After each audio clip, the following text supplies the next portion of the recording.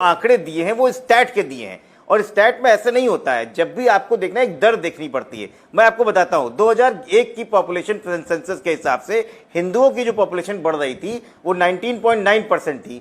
जब 2011 में किया गया तो वो 16.8% हुई, मतलब 3.1% कम हुई। लेकिन अगर मुसलमानों की देखी जाए तो 2001 में वो 29.5 थी और वो घट के 24.6 हुई, मतलब हिंदुओं के मुकाबले वो मुसलमानों ने 4.9% ज्यादा कम हुआ। तो आप दर देखिए कैसे कम हो रही है। तो आप किसी एक लोग के ऊपर टारगेट कर दें कि वो ज्यादा बढ़ रहे हैं, ये गलत है।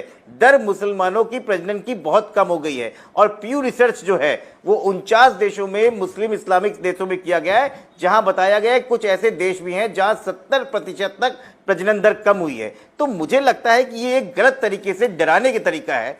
जो हिंदुस्तान के मुस्लिमों की आबादी है वो लगभग 20 से 22 करोड़ है, वो 15% के अराउंड बनती है। और CSDS का डाटा है कि पिछले 10 सालों में मुसलमानों की 0.8% से दर बढ़ी हुई है। तो अगर उस हिसाब से देखा जाए तो हिंदुओं के बराबर आने में उनको 272 साल लगेंगे। तो ये डराना बंद कीजिए। जो मेन मकसद है जनसंख्या के लिए, डराना कैसे लग जाता है? अगर किसी बात पर कोई विमर्श कर रहा है आशुतोष जी, तो इसे डराने का फॉर्म कैसे दे दिया जाता है? ये बेहतर अश्वनी जी समझाएंगे। अश्वनी जी, आप समझाइए क्या फॉर्मूला हो सकता है धार्मिक असंतुलन ना हो इसके लिए? नहीं प्राची जी, मेरी बात पूरी हो जाने दीजिए।